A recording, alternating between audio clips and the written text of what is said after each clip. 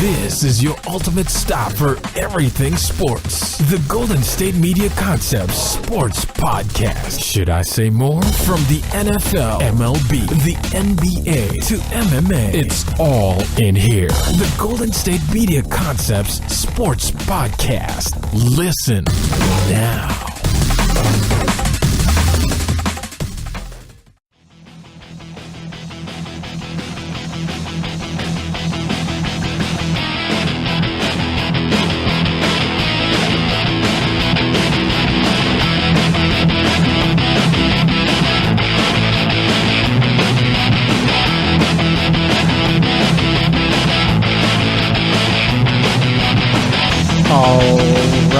And welcome to the GSMC Sports Podcast. This episode is brought to you by the GSMC Podcast Network, and as always, I am your host, Jesse Tapia. All right, as you see in the title, we got more free agent news. Yesterday, we didn't even talk about what the Dolphins did, and we didn't talk about what the Chiefs did. All right, there's a whole bunch we got going on. Tyrann Mathieu got cut by the Cardinals, and Ndamukong Suh's now a free agent.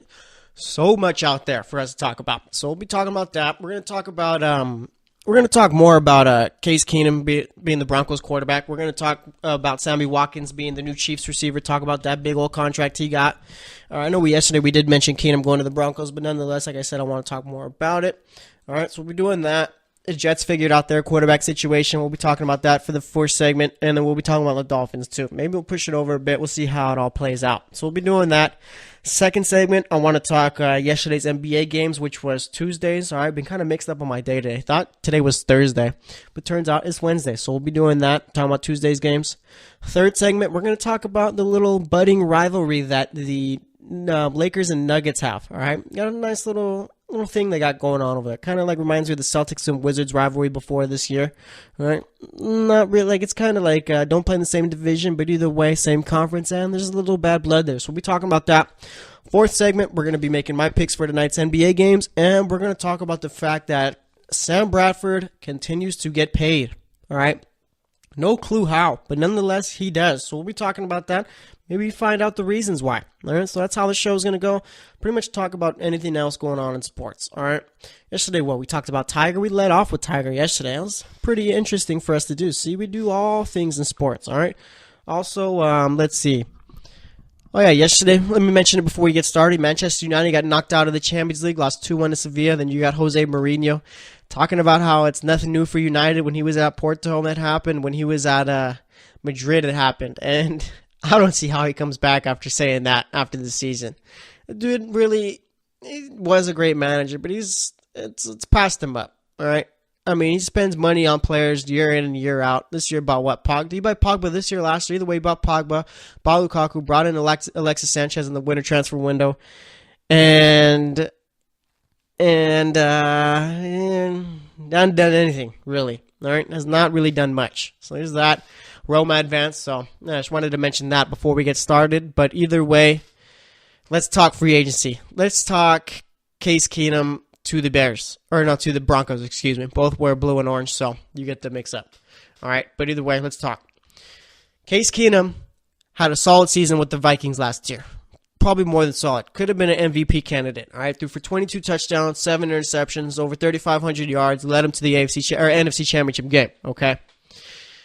He did well, and I was always on the skeptical side, kind of being like, when's he going to mess up? When is this little streak he's on going to go down? And it never really did up until the NFC Championship game, and I can't really knock him for that because, I mean, first time he's ever played in a game of that magnitude, also lost to the Super Bowl champ, so it is what it is, you know?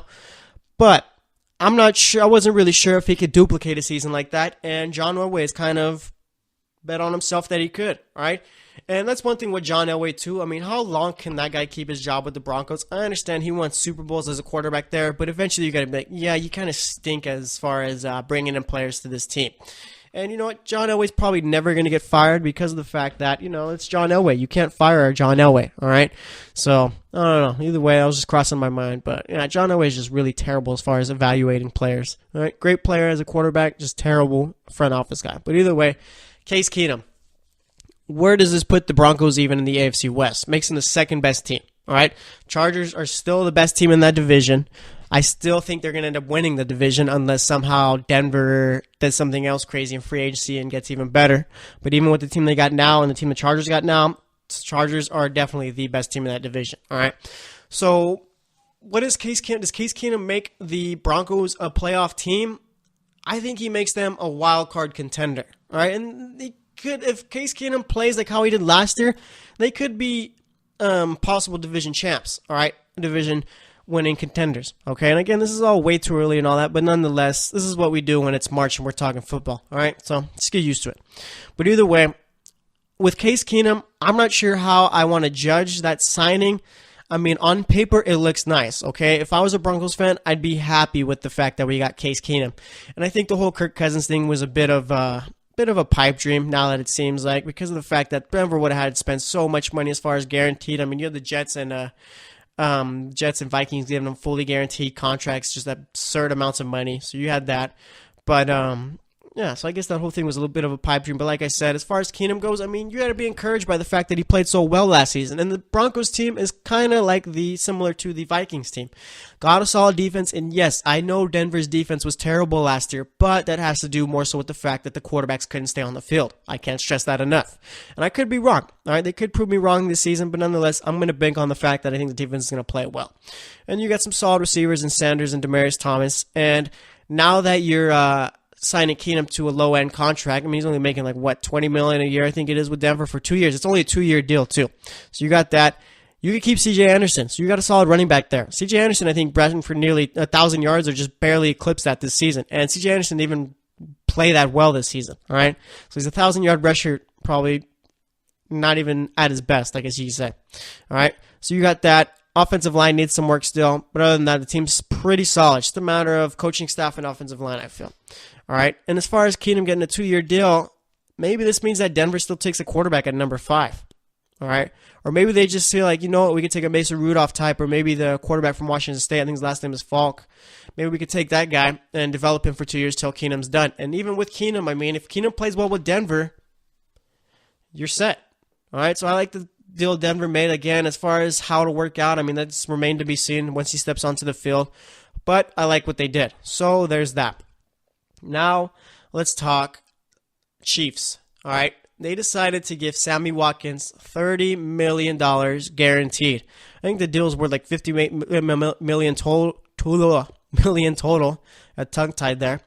And again, when you're seeing these contracts and it says like 5 years, $50 million or whatever, I'm just throwing out random numbers, but you see that, it's not about what the contract is worth. You guys got to look to the guaranteed money, all right? If you see your team's giving a guy a big contract that looks like, figure out what they're giving him guaranteed. That's what matters. Don't get all mad because he's getting a big old deal like that. All right, it's all about the guaranteed money. But either way, Sammy Watkins, like I said, getting a guaranteed contract, not fully guaranteed, but he's getting $30 million guaranteed, all right? And I've never been one to think that Sammy Watkins is an elite receiver, all right? I just don't. I think he's a good receiver, but I think he's a bit overrated. All right. Looking at his stats, I mean, first year with the Bills, 2014 as a rookie, he had 65 catches, 982 yards, 6 touchdowns. 2015 with the Bills, 60 receptions, 1,000 yards, 9 touchdowns. Last season with the Bills in 2016 was hurt, 28 receptions, 430 yards, 2 touchdowns. All right. With 2017 with the Rams, I don't think he was hurt really. All right. He had 39 receptions, 593 yards, 8 touchdowns. Okay. Are we paying for touchdowns? What are we paying for here? All right, touchdown numbers in his career look pretty good. Near 10, never eclipsed 10. But nonetheless, I don't know. I don't think those numbers are worth $30 million guaranteed, okay? I just don't. Sammy Watkins, I think, is overrated. I think it's more so he's just the fast receiver from Clemson, all right? I think these receivers from Clemson are benefiting so big because of the fact that DeAndre Hopkins is from Clemson and he's one of the best in the league. So people think, Clemson puts out solid receivers. And I'm not saying Sammy Watkins is a bad receiver. I just don't think that he's a $30 million guaranteed receiver. And I'm not mad at the fact that he's getting $30 million guaranteed. All right, I'm all for these players getting their money. You're going to hear me say that forever, all right? Sammy Watkins getting $30 million guaranteed, good for him. But there's a difference between, do I think he's worth that?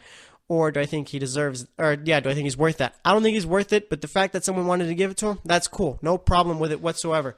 And as far as the Chiefs go, I mean, maybe Watkins plays a whole lot better and elevates himself even more because of the fact that Patrick Mahomes has a monster arm, and maybe this offense is going to be a little bit more vertical for Sammy Watkins rather than how the Rams offense was. Because I don't think the Rams offense was really more vertical rather than sideline to sideline type thing, not running more than 10-yard routes and all that. All right, so maybe it would work with Sammy Watkins in Kansas City, and I guess there is the whole thing where if the Chiefs didn't give him that money, someone was. Sammy Watkins' value is high, all right? They think Sammy Watkins, I feel the consensus is that he's more of a elite receiver in this league. I don't really see it because of the fact that he's been hurt so much, but nonetheless, I mean, I could be wrong about it all. Maybe it's just the Rams offense just wasn't a fit for him. I mean, he did score, 8 touchdowns? So yeah, he did score 8 touchdowns, so that works out there, but like I said, I can't see myself giving him $30 million.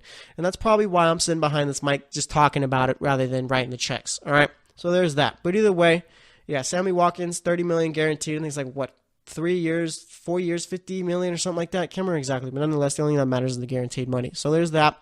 All right. Like I said, Miami Dolphins, they cut Ndamukong Suh. All right. To release cap space. That whole contract, I mean, Ndamukong Suh was the best player on that team while he was there. But it's just, it didn't affect the wins and losses. All right. Dolphins made the playoffs one time when he was there. Other than that, pretty much, I think missed out on the playoffs twice. Were close to making the wild card. I think that's when they had Mike Wallace. Or they get Mike Wallace or Ndamukong Suh after that. Either way, I mean, Miami just never really done much with him. So they cut him, freed up some cap space. Now, where does Suh end up? All right, there was a little report from, I think it's like Diane Rossini or someone from ESPN said that Suh is going to the highest bidder, doesn't care about fit or where it's at. I can't blame him. All right. Dude got a huge contract from the Dolphins. Why not go to the highest bidder after that? All right. You got fans saying, oh, it's selfish. Doesn't love the game. Who cares? It's a job. You're supposed to get paid in your jobs. All right. It's supposed to go whoever's paying you the most. So I have no problem with it. But where does Suh fit in? Maybe a team like the Raiders. 49ers got cap space. I saw Dallas' name was being thrown around a bit, but they don't really have too much cap space, so they'd have to free up. Maybe cut a Dez Bryant. You cut a Dez Bryant, free up some cap space, boom. You get Ndamukong Suh. Maybe you do it that way, all right? And the Cowboys aren't a bad team. If they cut Dez Bryant, they aren't a better team if they keep Dez Bryant. It's just, it is what it is. Dez Bryant, I don't think, affects wins and losses with that team. Ezekiel Elliott, he affects wins and losses. Dez Bryant, not so much. So as far as Suh goes, I mean, you got the Saints, Cowboys, Raiders, 49ers possibly.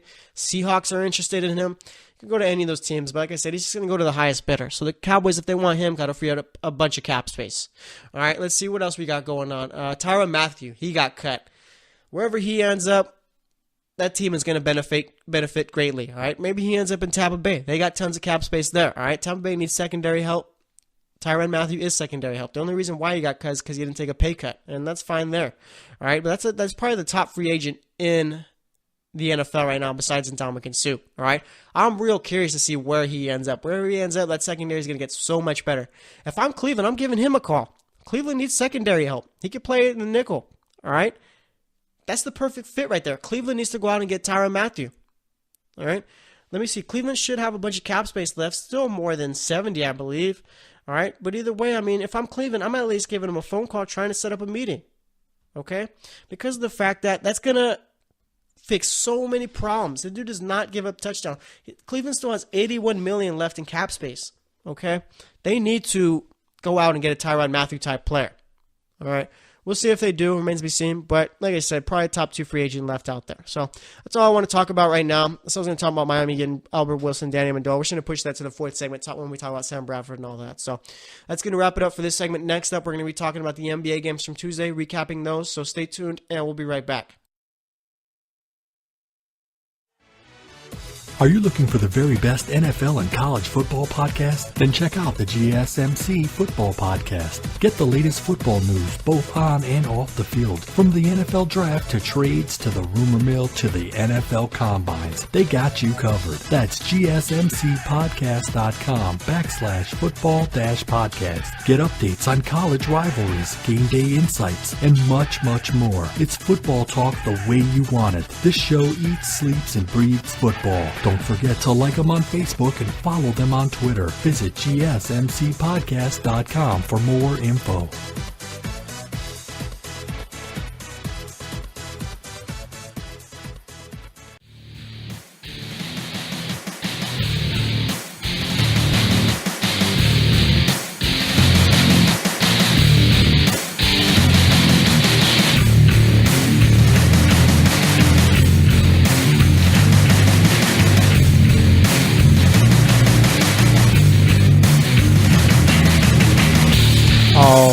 right, and welcome back to the GSMC Sports Podcast.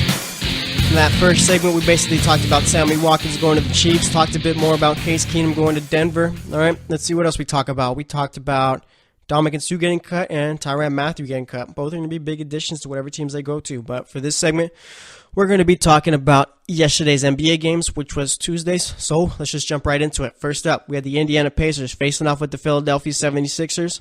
This one was in Philly, and Indiana won this one 101-98. All right, for Indiana, you had Thaddeus Young with 19 points, 10 rebounds, shot 7 of 11.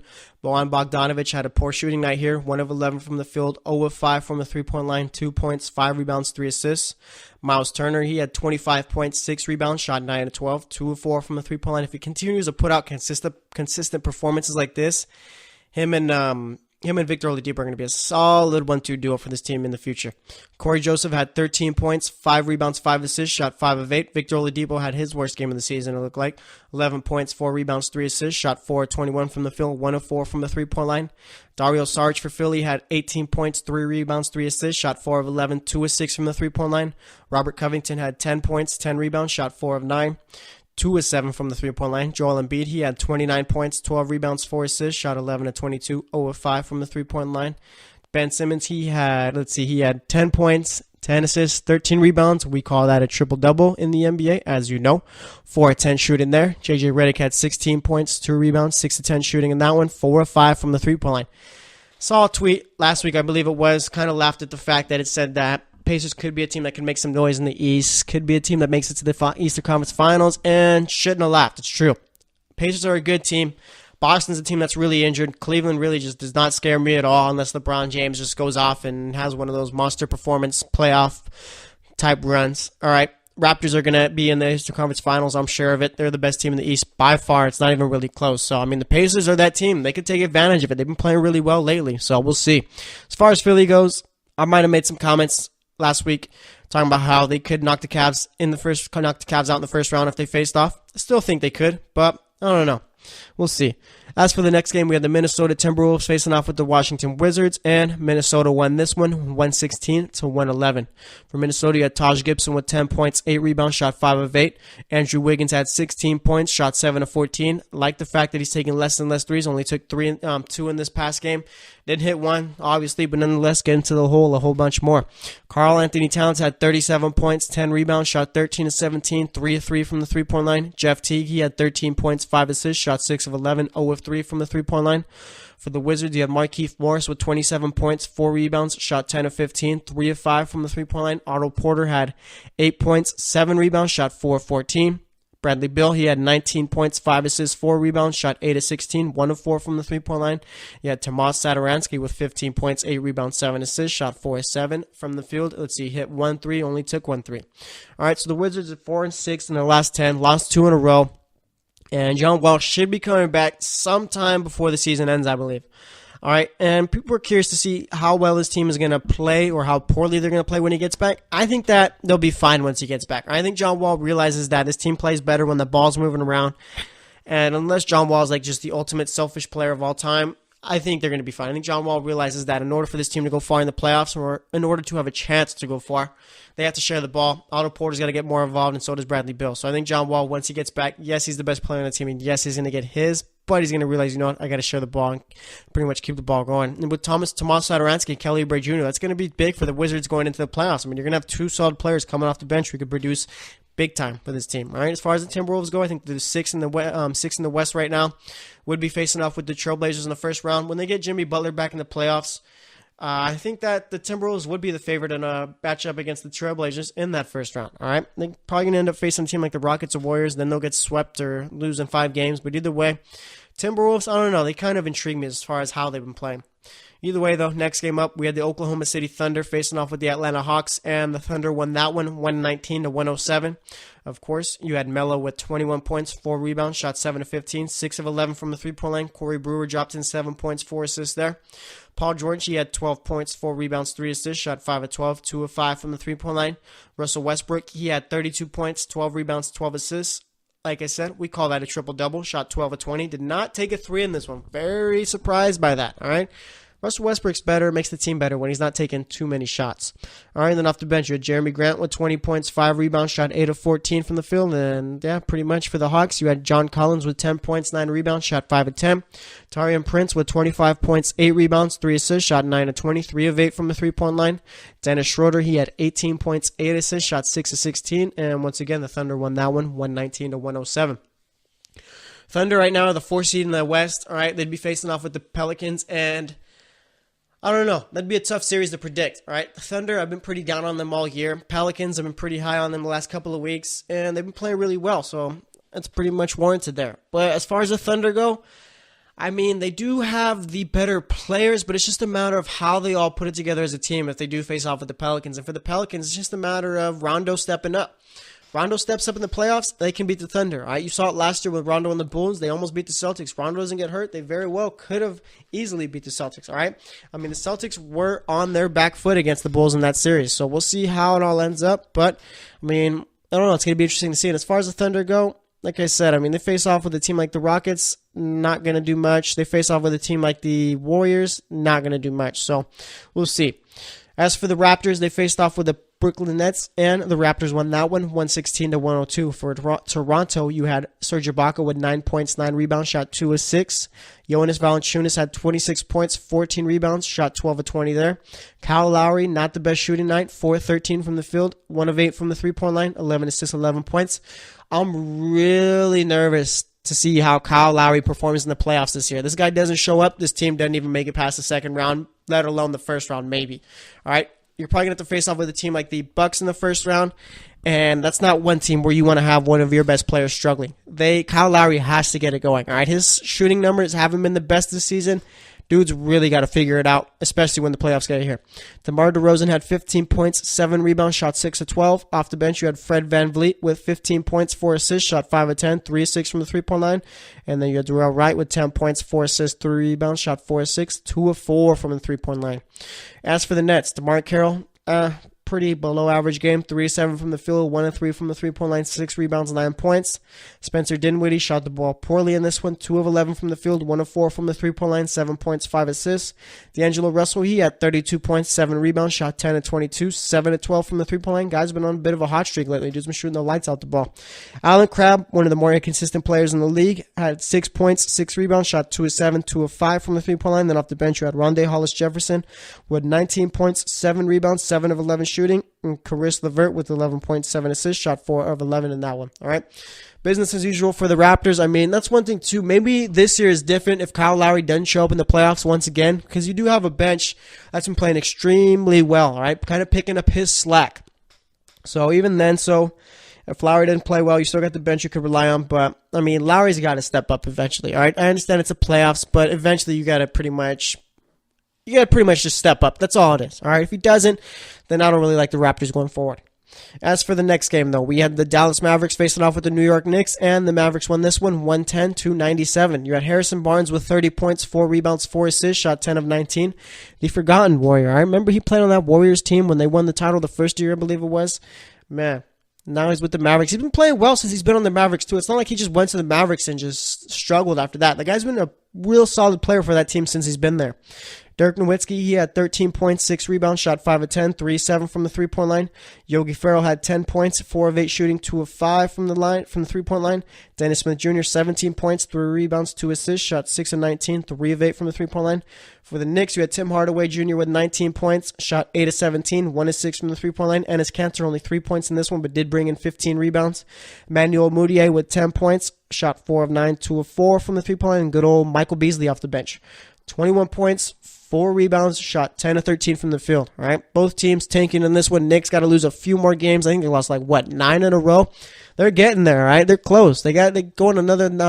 Just keep this losing streak going up. They should end up in the top 5 somehow, some way. They end up in the top 5. This season is a success. All right, I'll tell you, this season is an absolute success if the Knicks end up in the top 5 in the lottery.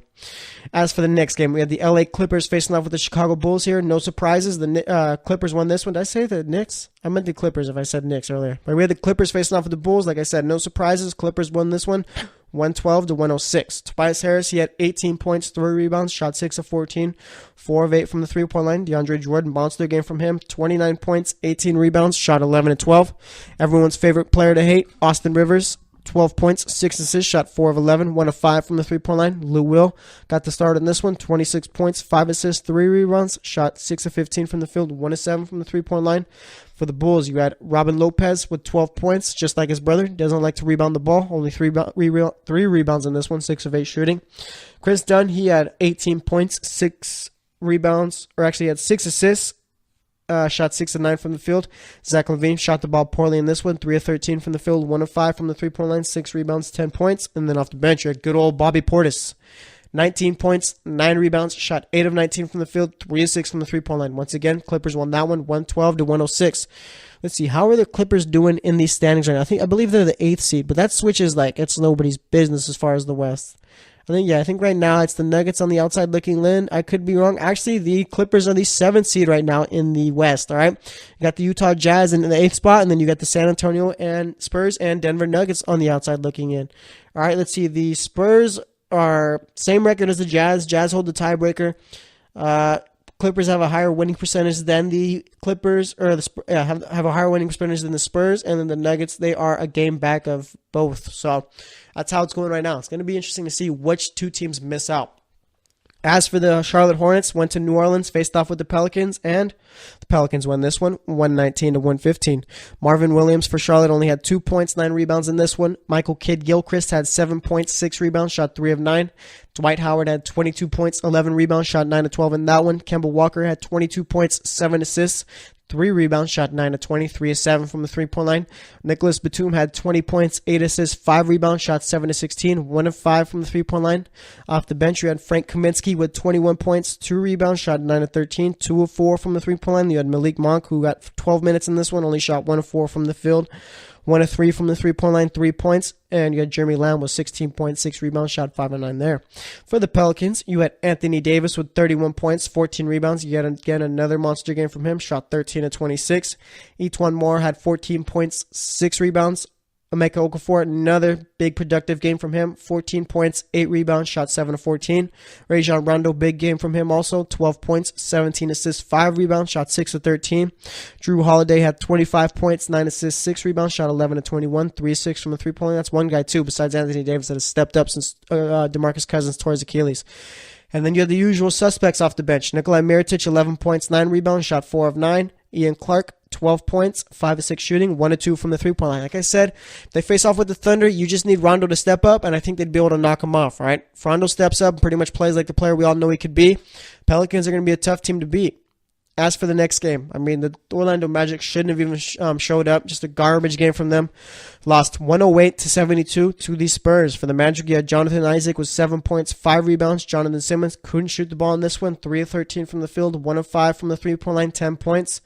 Nikolai Vucevic with 10 points, 10 rebounds, shot 5 of 14. DJ Augustine had 9 points, 6 assists, shot 3 of 7. An overall terrible game from the starting 5 of this team.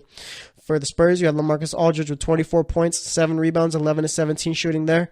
Patty Mills had 13 points, 4 of 8 from the field shooting. Dejounte Murray had 11 points, 8 rebounds, shot 5 of 7. And then Danny Green had 11 points, 3 of 9 shooting, 3 of 6 from the three-point line. Always kind of weird to see that Dejounte Murray plays the point guard position for the Spurs. Well, Patty Mills, but either way, Dejounte Murray plays either the 3 or the 2, but he's always having more rebounds than assists. And it's not like he's averaging 5 rebounds or anything. That dude's always putting up big rebound numbers. Like, not over 10 or anything like that, but nonetheless, for the kind of player he is, yeah, he's always putting up solid rebound numbers. And for the Magic, this is just embarrassing. Yeah, you're tanking, but show some pride at least. Show up and be competitive. And that goes for the Detroit Pistons, too. Detroit is garbage, right? Lost to the Utah Jazz, 110 to 79 for the Pistons. You had Blake Griffin. Starting off with that trade, they were playing well. After that, it hasn't really looked too good. And I don't understand why they even made that trade. But either way, Griffin had 13 points, 5 of 16 shooting there. Stanley Johnson, only 5 points, shot 2 of 8. Andre Drummond had 13 points, 11 rebounds, shot 4 of 8.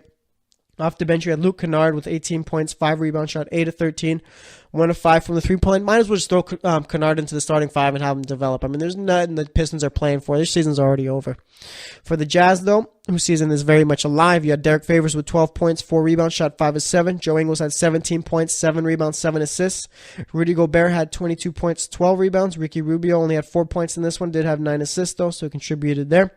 Donovan Mitchell, 13 points, 9 rebounds, shot 4 of 10. And off the bench, you had the former Celtics, Jonas Jerebko with 16 points, 8 rebounds, shot 6 of 9. And Jay Crowder, 14 points, 4 rebounds, 3 assists, shot 5 of 8, 3-6 from the three-point line. Jay Crowder's really stepped up since he got traded from the Cavs, and I think with the Cavs, it's just a matter of just being a bad fit. Speaking of the Cavs, we had the Cleveland Cavaliers face off with the Phoenix Suns, and the Cavs won this one 129-107. Larry Nance only played 14 minutes in this one, 4 points, 2 rebounds. LeBron James had 28 points, 13 rebounds, 11 assists. Another triple-double in the league yesterday, 7 of 14 shooting. George Hill, 10 points, shot 3 of 9. Hasn't really gotten going with the Cavs so far. Kyle Korver got the start for J.R. Smith in this one. 22 points, 4 rebounds, shot 6 of 7, 5 of 6 from the three-point line. Ante Zizic had 11 points, 4 rebounds, shot 5 of 5. Jordan Clarkson, big game from him. 23 points, 8 of 14 shooting from the field, 6 of 10 from the three-point line. And then J.R. Smith off the bench had 14 points, 5 rebounds, shot 5 of 12, 2 of 4 from the three-point line. Ty Lue needs to keep having J.R. come off the bench. If that's what's going to help him play better, then you do that. For the Suns, you had TJ Warren with 19 points, 10 rebounds, shot 8 of 17. Elfrid Payton had 10 points, 7 assists, 4 rebounds, shot 4 of 10 there. Devin Booker had 17 points, 6 assists, 7 of 16 shooting. And then you had Josh Jackson, 19 points, 3 rebounds, shot 6 of 15 from the field, 1 of 3 from the three-point line. Last game of the night was the Denver Nuggets and LA Lakers, but we're going to talk about that in the next segment. So that's going to wrap it up for this one. Next up, like I said, we'll be talking about Denver and the Lakers, talk about the little rivalry we got going on and the game they played yesterday. So stay tuned and we'll be right back. Check out the show that's built on the MMA, from the UFC to extreme cage fighting. They got the fights covered. Check out the GSMC MMA podcast. Get the latest news on past or upcoming fights. Join us as we talk to and about some of the biggest names in the MMA, past, present, and future. When it's the fight game, there's just one show to check out. GSMCpodcast.com/MMA-podcast. Don't forget to like them on Facebook and follow them on Twitter. Visit GSMCpodcast.com for more info.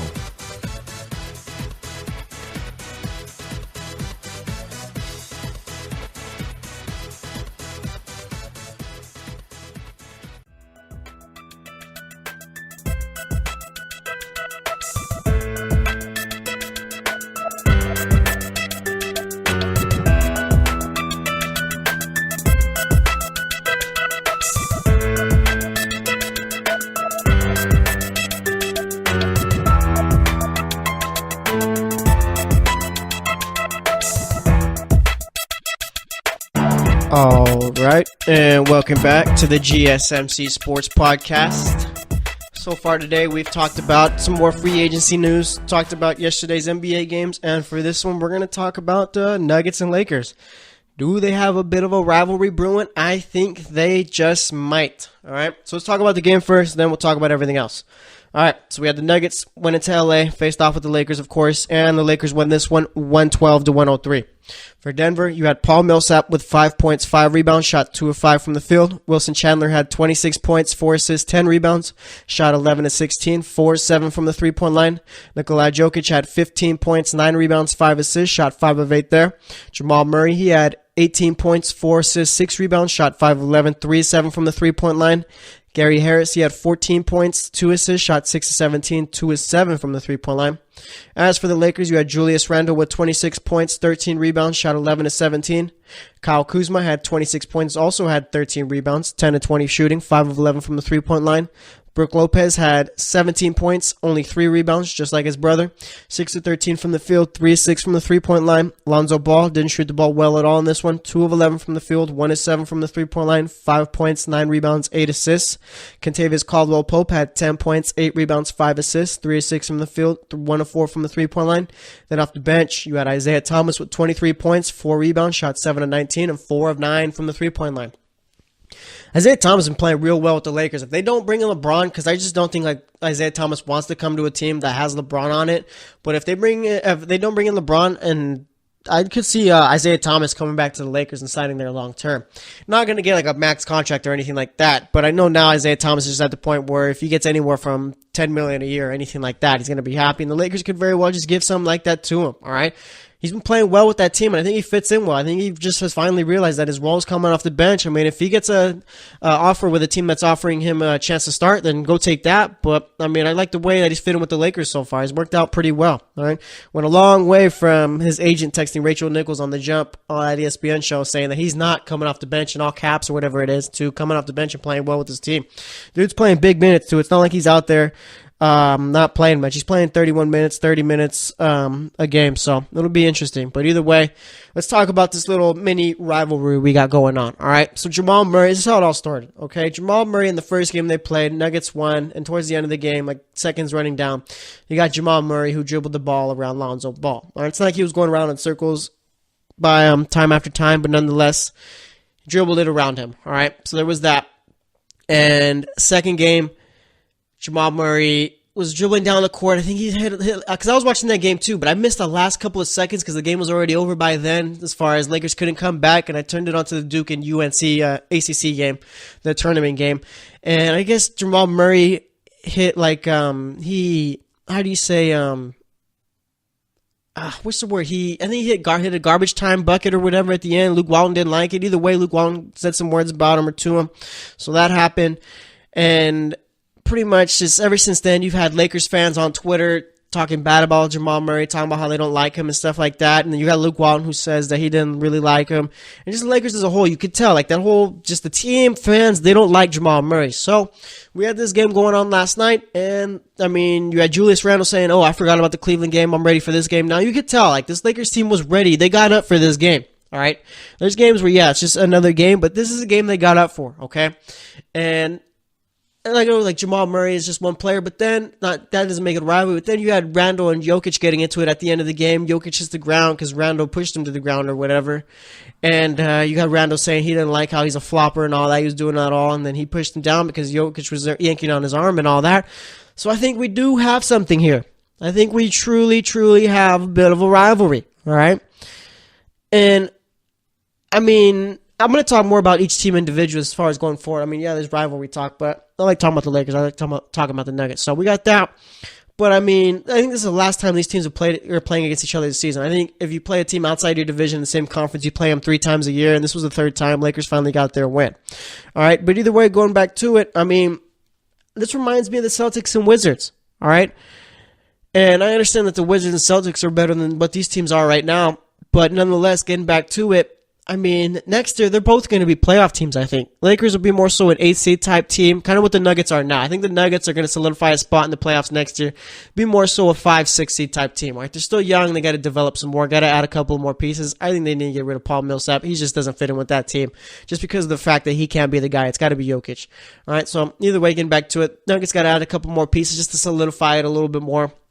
But either way, once next year when these teams are competing for playoff spots, these games are going to mean a whole lot more. These players aren't going to forget, all right? Us millennials, we don't forget.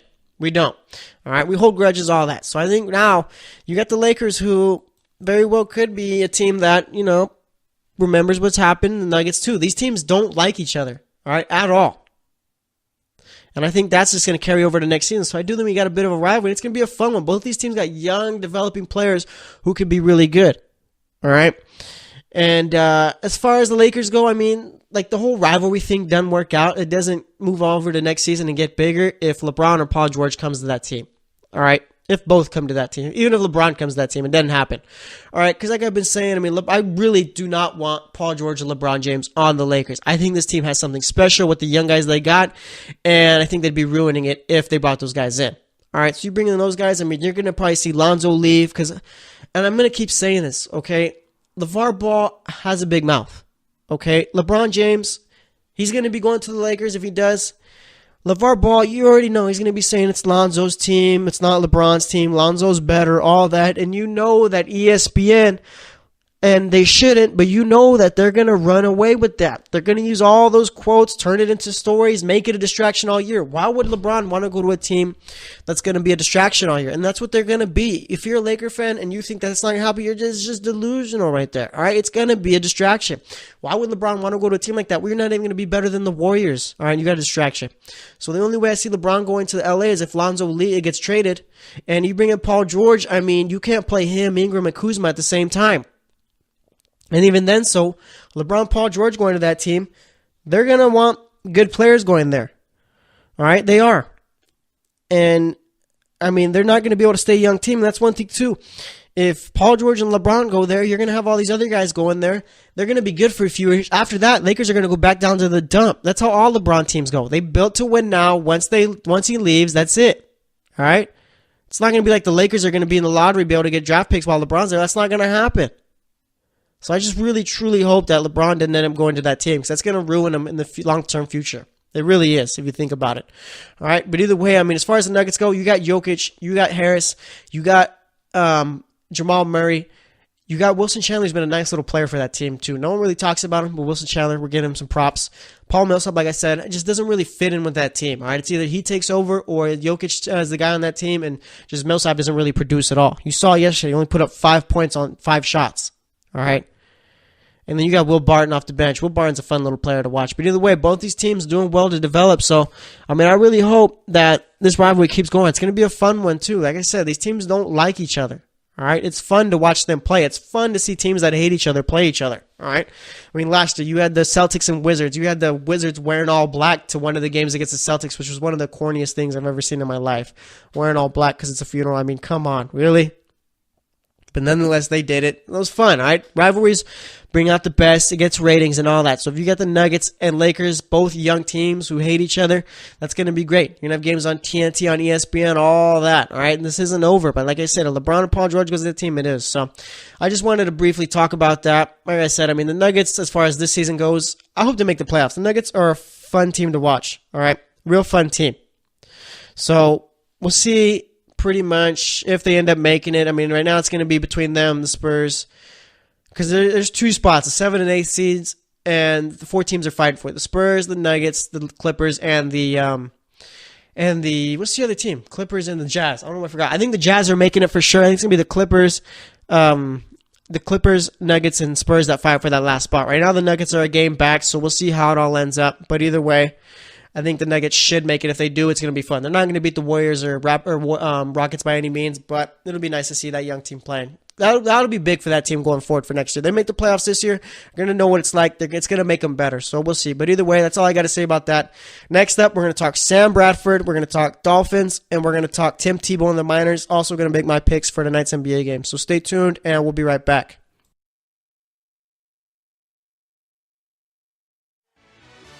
Are you looking for help for your fantasy football team? Check out the GSMC Fantasy Football Podcast. Get today's best advice on who to start, who to sit, even who you should draft. From sleeper picks to red-hot lineups, they got it all covered for you. That's gsmcpodcast.com/fantasy-football-podcast. We'll cover traditional leagues, dynasty, PPR, even IDP leagues. When you need fantasy help, there's just one show to hit up. Don't forget to like them on Facebook and follow them on Twitter. Visit gsmcpodcast.com for more info.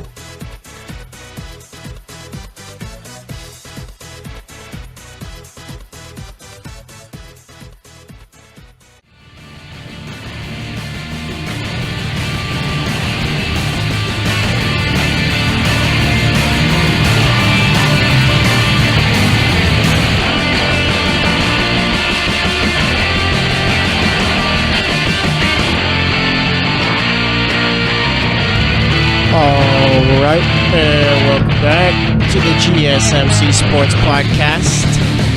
So far today, we've talked NFL free agency.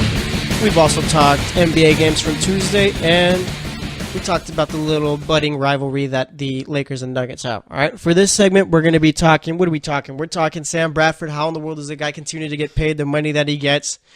Going to talk about Albert Wilson and Danny Amendola, pretty much what the Dolphins are doing. I have no idea. And we got Tim Tebow. We're going to talk about him, all right? Talked with Tate before the show a bit about how Tim Tebow would do in the majors if he did make it. All right, Tate had some ideas about it. I disagreed, so I'll talk about it pretty much.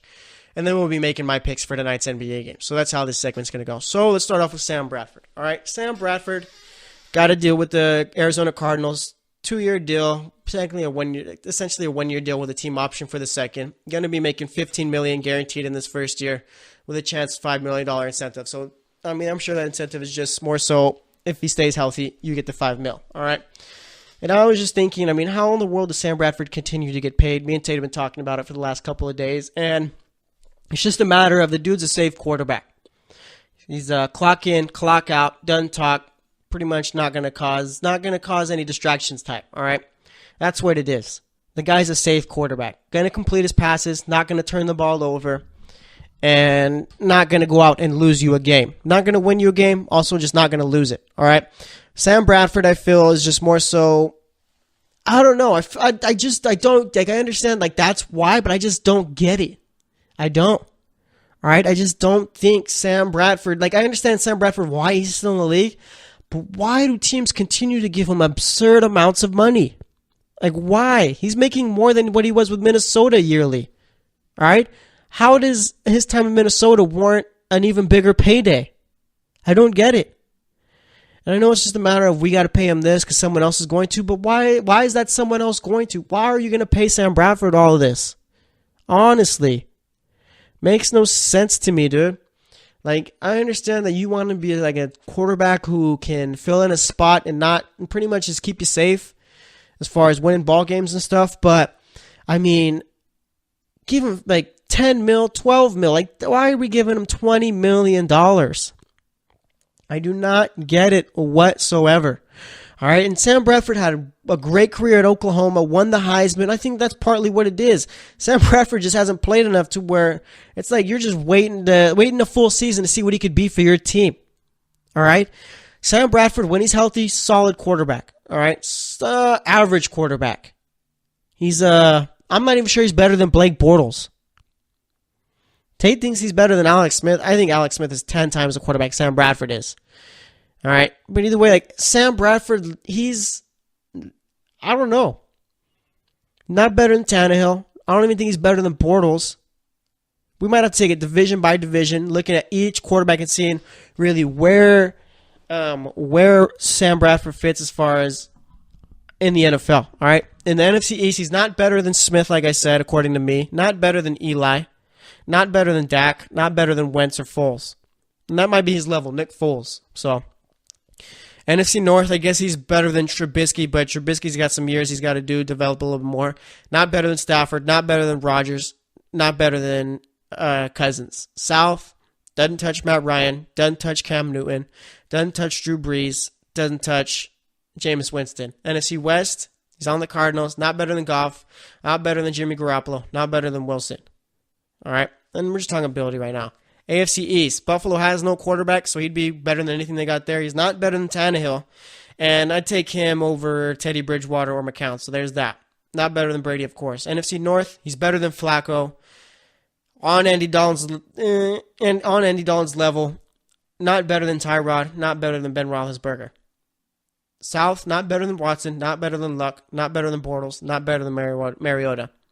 AFC West, not better than Keenum. Mahomes, got to wait and see. Not better than Rivers, not better than Carr. He's a bottom-tier quarterback.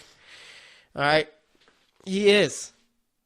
He's a bottom-tier quarterback that won't lose you games. That's it. He does nothing special, I feel. All right? And that's just crazy to say. How he's just getting paid a bunch of money. It's just ridiculous. Quarterbacks are so overpaid. Maybe that's just what it is. Maybe quarterbacks are getting paid so much to where I'm not realizing that $20 million is just not that much in today's league for a quarterback anymore. Maybe that's all it is. So, just wanted to go on a little rant about that. Let's talk about Miami. What in the world are they doing? Are they trying to rebuild? Are they trying to win now? I have no clue, right? You trade Jarvis Landry. You cut Ndamukong Suh. You cut Lawrence Timmons. You cut Julius Thomas. That's to free up cap space, so I get those two moves. But, all right, with Landry trading Landry, yeah, you need a slot receiver. You sign Albert Wilson, okay, it's done. Don't need one anymore. Then you sign Amendola. Now you have Devontae Parker, Kenny Stills, Jakeem Grant, Albert Wilson, and Danny Amendola. What is Miami trying to do? I think they're trying to win now, but I'm curious to see what's going on at that wide receiver position. All right? Are you going to trade Devontae Parker, or are you really trying to go in with those guys as your 5 receivers? All right? And I mean, that's pretty solid little receiving core there if you're going with those 5 guys as your receivers, but it's not clear as to what they're trying to do. Are you trying to bring in a quarterback to compete with Tannehill or whatever? I mean, it looks like they're going to be trying to sign Josh Sitton, who could be the starting guard for that team. So I guess they are trying to win now, but it's just, I don't know, it's just weird seeing what they got going on with their planning. So yeah, they signed Wilson, they signed Amendola. I like the Wilson signing better than like the Amendola signing. Amendola played well with the Patriots, but just couldn't stay healthy and just elevated himself once he got to the playoffs. Miami hasn't been in the playoffs, doesn't really get to the playoffs, so I'm not really too sure about that. Maybe Gase can find a way to pretty much keep him healthy and have him producing. So there's that. Let's talk about Tim Tebow for a little bit. All right, Tim Tebow got cut from the spring training team back in the minors. Tate tells me that if he makes it to the majors, he could hit 220. All right. If he had half a season to play after post All-Star break, he could hit 220. I say he has a better chance of winning the Super Bowl than hitting 220. All right, and he's not winning the Super Bowl. Tim Tebow, he's not. He's there to sell tickets. All right, we know that. And I mean, if he goes to the majors, there's the whole, you could like get a bunch of at bats, so get better that way. I just don't think Tim Tebow has any ability whatsoever to be a decent baseball player. I mean, you hit 220. Right now he's in the minors, he's hitting 226. So let's say he's hitting 226 in the minors right now against AA competition. I just do not see him hitting better than 220 against Max Scherzer, against those guys, because that's who's in his division. You're going to be seeing those guys a whole bunch.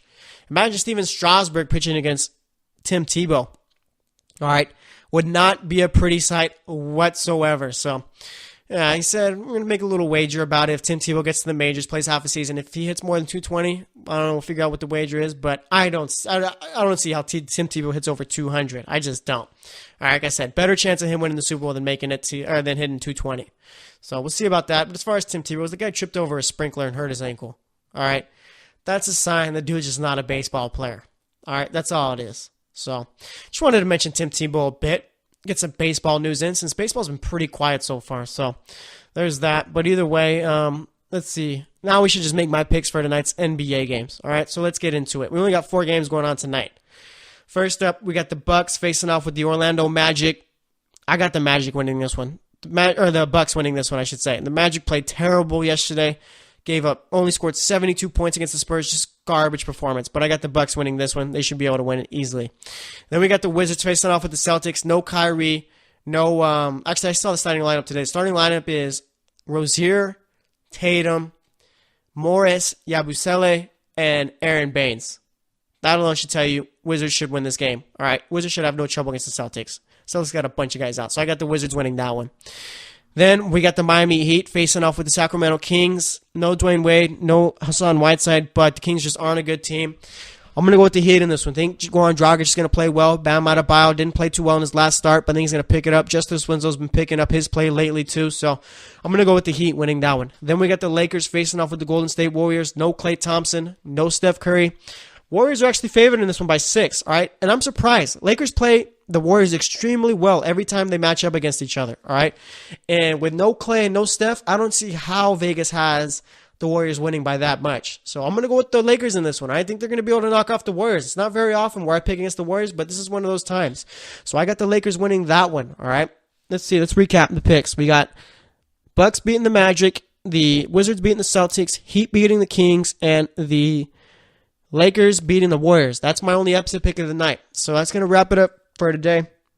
Today we talked about some free agents news, talked about Keenum a bit more, talked about Sammy Watkins to the Chiefs.